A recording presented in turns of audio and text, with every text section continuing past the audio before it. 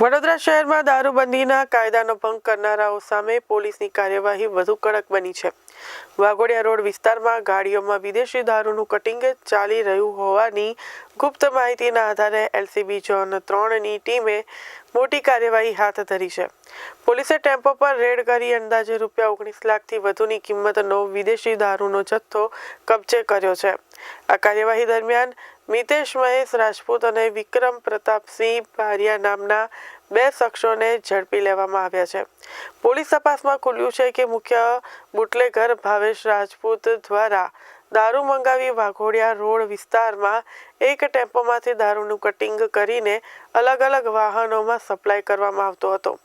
Red દરમિયાન મુખ્ય bootlegger Bhavesh Rajput સહિત તેના 2 સાગરીતો સ્થળ પરથી ફરાર થઈ ગયા હતા, જેને લઈને પોલીસે 3 આરોપીઓને વોન્ટેડ જાહેર કરી શોધખોળ શરૂ કરી છે।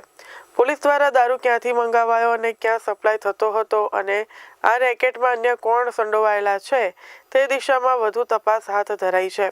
વડોદરા પોલીસની દારૂબંધી અમલ માટેની કાર્યવાહી સતત ચાલુ રહેશે।